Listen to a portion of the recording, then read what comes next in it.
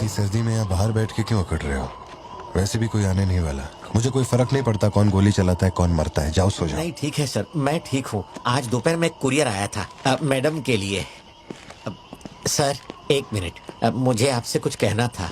आपकी फिक्र, आपका प्यार मैं सब समझता हूँ। मैं जानता हूँ कि आप अपने परिवार पर जान लुटाते हैं, ये सब साफ नजर आता है। उनका दुख आपसे बर्दाश्त नहीं होता। मेरे रिटायरमेंट को अभी 60 दिन बाकी है। इन 60 दिनों में किसी ने आपके या आपके परिवार की तरफ उंगली भी उठाई तो मैं उसे नर्क भेज दूंगा। भले ही मेरा घर, मेरा परिवार किसी बड़ी मुसीबत में क्यों ना हो, मैं इस जगह से हिलने वाला नहीं हूँ सर। ये नेपोलियन सिर्फ पेट भरने के लिए काम नहीं करता सर, काम को भगवान मानता है। कसम से यकीन करो।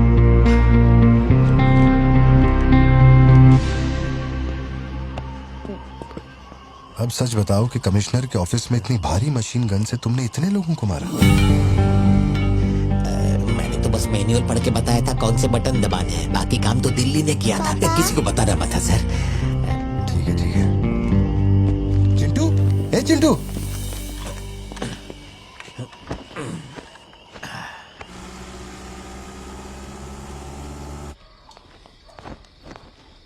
खड़ी क्यों हो? बैठो ना। कैसा है अब वो ठीक है। 3 हफ्ते हो गए, उसका फोन नहीं आया। सब ठीक तो है ना? इस वक्त यहाँ आने की क्या जरूरत थी? मुझे फोन कर देती, मैं कुरियर कर देता। वो रजिस्ट्रेशन नहीं हो पा रहा है क्योंकि इनके पास सर्टिफिकेट्स नहीं है, इसलिए हमने सोचा कि आपसे कलेक्ट कर लेते हैं। ओह, ऊपर माले पर रखा है, मैं अभी लेकर आता हूँ। सर यही है हृदय राज डिसूजा। बात करने के लिए सिर्फ 20 मिनट है, मैं तब तक बाहर वेट करता हूँ।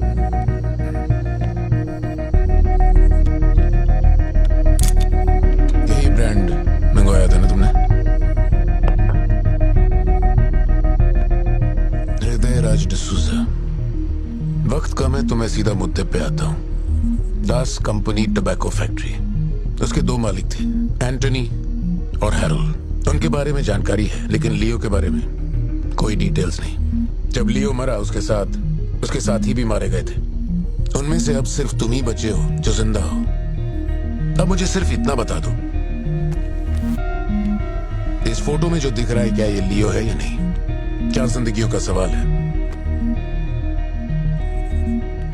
मुझे तुम्हारी आंखों में मौत का डर साफ साफ दिखाई दे रहा है। जानता हूं 3 दिन बाद तुम्हें फांसी दी जाएगी।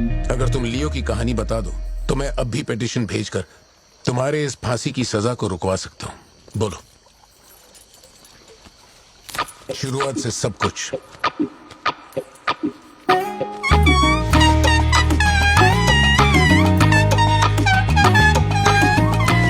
हृदय राज, ये तुम्हारा आखिरी मौका है।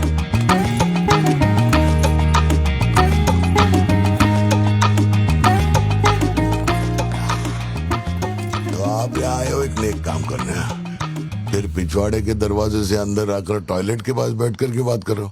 जो कहना था वो मैं कोर्ट में कह चुका हूँ। तुम्हारे बापू जल्लाद भी होंगे ना तो भी मेरी फांसी नहीं रुका पाएंगे। और कुछ? उस टबैको फैक्ट्री में क्या हुआ था? लियो जिंदा है या नहीं? नहीं तो कैसे मरा? देख भाई, इसलिए नहीं बता रहा हूँ कि तूने शराब पिलाई। 3 दिन में अपना दी एंड होने वाला है, तो उसके बाद मुझे पूछने के लिए कौन आएगा, इसलिए बता देता हूँ। चल, वो साल था 1999। दास कंपनी, आंध्र प्रदेश की मशहूर टोबैको फैक्ट्री, और उस साम्राज्य का इकलौता बादशाह एंटनी दास। वैसे कहने के लिए टोबैको का मेन बिजनेस था, लेकिन वो दास कंपनी टोबैको फैक्ट्री की आड़ में कई इलीगल धंधे चलाता था। लोकल से नेशनल, नेशनल से इंटरनेशनल, उसका बिजनेस दुनिया भर में फैल गया। धोखा देने वाले को वो कभी माफ नहीं करता था। वो उसे ऐसी भयानक मौत देता था कि उसे देखने के बाद मौत का फरिश्ता भी कांप उठे। कोई भी नया काम शुरू करने से पहले वो जानवरों की बलि चढ़ाता था। एंटनी का मानना था कि ऐसा करने से उसका साम्राज्य और बढ़ेगा। पहले तो वो सिर्फ जानवरों की बलि चढ़ाता था, लेकिन बाद में नर बलि भी देने लगा।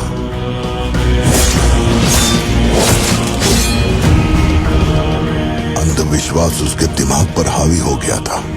उसका छोटा भाई हेराल्ड दास, वही एक बंदा है जिस पर एंटनी पूरा भरोसा करता है, हेराल्ड।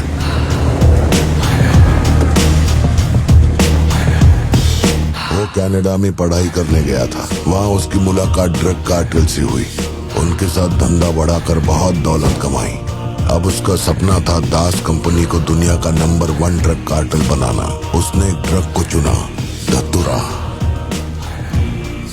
मार्केट में ना कोई इसके बारे में जानता था, ना किसी ने देखा था। तंबाकू के पौधों के बीच धतूरा उगाकर उसे फैक्ट्री में प्रोसेस करते थे। धतूरा कोकेन से ज्यादा खतरनाक था।